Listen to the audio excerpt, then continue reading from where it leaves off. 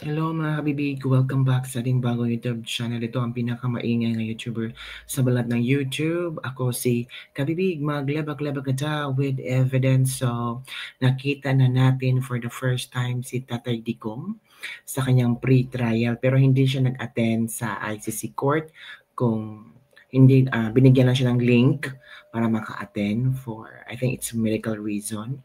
So, nakita natin, narinig natin ang kanyang boses pero parang nag-iba si Tatay Digong. Parang hindi siya yung matapang, yung handa, yung parang may iniindang sakit si Tatay Digong.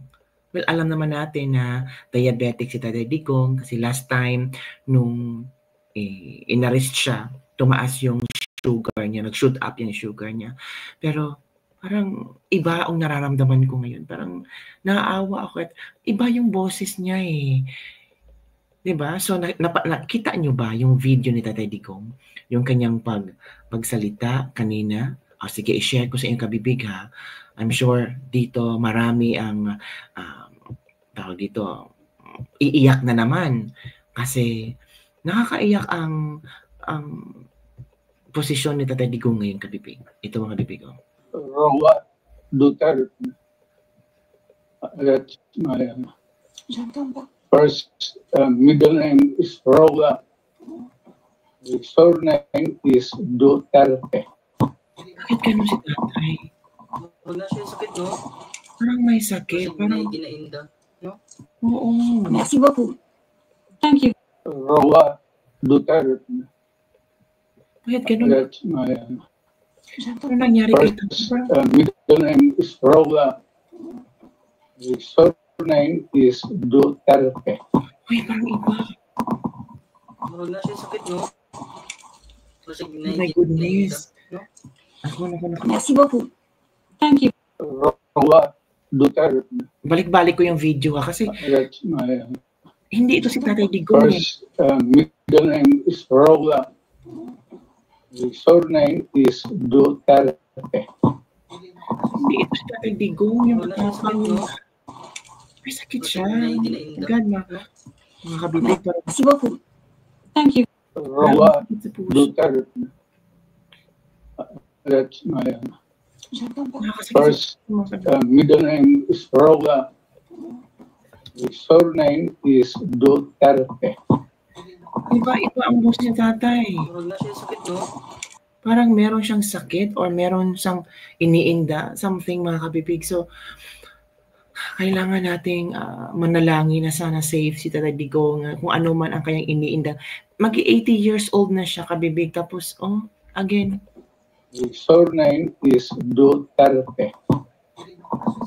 lagi nakapikit yung mata niya. Wala siya sakit, no? Diba? Kasi ginainda, no? Merci beaucoup. Thank you. Roa Duterte. That's my first middle name is Roa. The surname is Duterte. Ito yung former president natin, tapos ipinagkalulo natin sa ibang bansa. Wala bang nagawa ang Korte Suprema? Gusto ba nating makita na kapwa nating Pilipino, former president pa natin, doon lilitisin sa ibang bansa at ibang lahi ang lilitis sa kanya? Mga kabibig, para ang sakit-sakit eh. O ito kabibig ha, ito yung kina Harry Roque. Meron daw sinabi si Tatay Digong kay Harry Roque mga kabibig. At I don't know kung ano ang iyong pakiramdam dito mga kabibig. Pero iba na ang feeling ko mga kabibig. So ito ha, manood tayo. Position yourself here, please. Position yourself. Media. Okay. Position yourself. May ano po sa likod nyo. Yes sir. Naka-live na. Well, good afternoon. Thank you. No, as we speak, the Vice President Sara Duterte is going to meet for the first time her father. Okay. She has not had the occasion, and neither have I had the occasion to meet with the president. Only Executive Secretary Medaldea, who accompanied him on the plane here, has had the opportunity to meet him this morning for less than an hour. I'm a bit disappointed at the practices of the ICC that has delayed the visit of a family member to an accused. We look up to the ICC as a model for international justice, and the fact that it has taken 2 days for a family member to see the accused, I think does not speak well of the practices of the court. We condemn it. Why does it take 2 days for a family member to visit an accused? That's Yes, unacceptable. yes. Secondly, we are very much disappointed that the court did not address the issue of kidnapping as a means Correct, to correct. divest the court of jurisdiction. Exactly. We think that the ICC should again set an example in promoting international justice, and when kidnapping is allowed as a means of acquiring jurisdiction over the jurisdiction of the accused, we think this too is a travesty of justice. Yes. We believe that at the earliest instance, the court should rule on the legality of kidnapping as a means of acquiring jurisdiction, and we cite the case of Ibrahim versus Minister, a decision of the Constitutional Court of South Africa, that the illegality of the arrest should divest courts of its jurisdiction. You cannot correct a wrong by committing another wrong. True. I think it is high time that the court clarify its position on this matter. It is unacceptable that we accept or accept jurisdiction acquired through kidnapping, especially when the kidnapping took place in the context of the Philippines, where the court is now being used as a tool of oppression by the Marcos government. Yes. Now, the next hearing is on September 21, but before that, we would raise the issue of jurisdiction even on an earlier date, because we believe that the issue of jurisdiction, both on the implications of kidnapping as a means of divesting the court's jurisdiction, and whether or not the court has jurisdiction, despite the fact that preliminary examination was commenced 2 years after we had already withdrawn from our membership in the court, whether or not the court still has jurisdiction. We believe that confirmation of charges is relevant, particularly on the elements of the crime, but we would want that the issue of jurisdiction be ruled upon at an earlier date. Because as we know, if the court has no jurisdiction, pointless proceed to confirmation of charges. Now, again, as I said, it's only the first time that the Vice President is able to meet with the father. They are meeting now. And we are hoping that this afternoon too, the President will sign our appearance as counsel together with Nicholas Kaufman and VP Inday Sara too, no?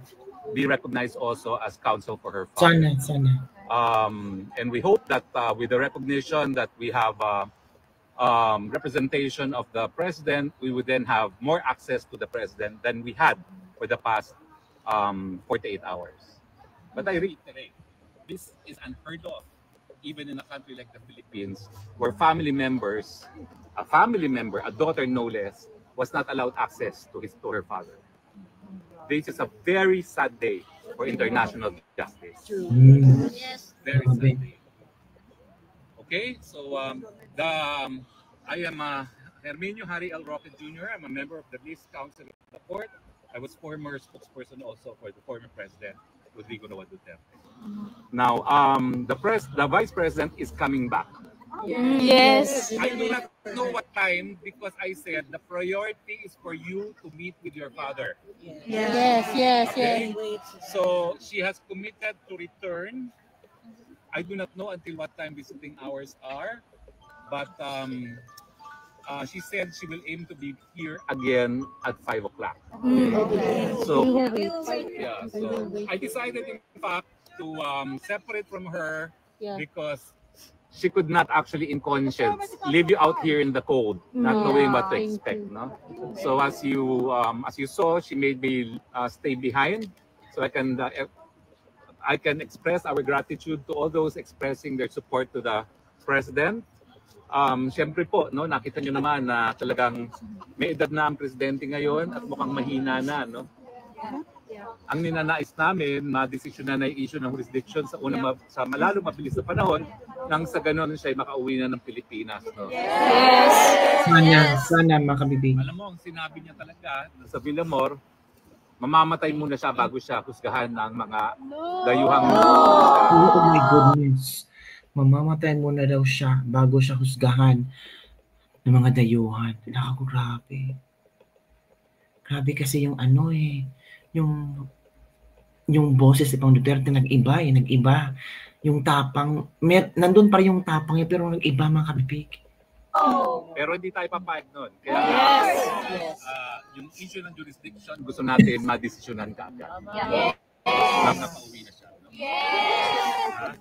So maraming salamat po and yun nga po, antayin natin si Vice President Duterte. Mahigit kumulang alas 5 po siya makararating. Opo, sir. I want to know the ilang questions, please. Foreign media daw.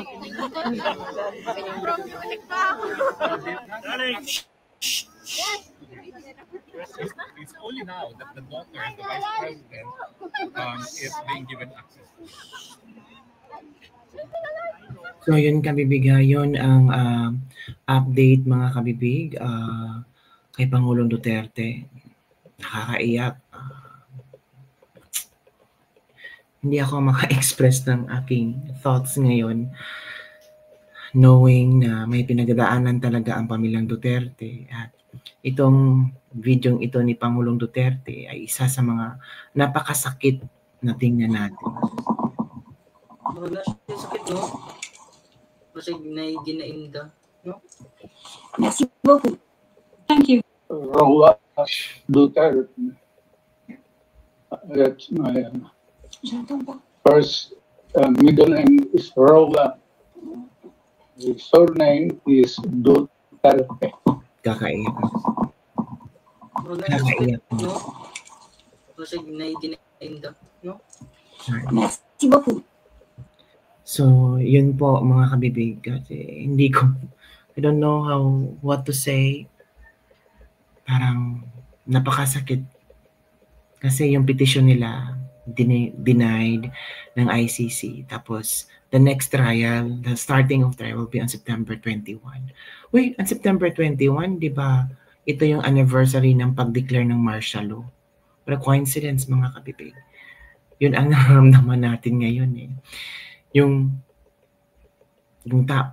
isang tao na naging tatay natin nandun sa ibang bansa, nililitis.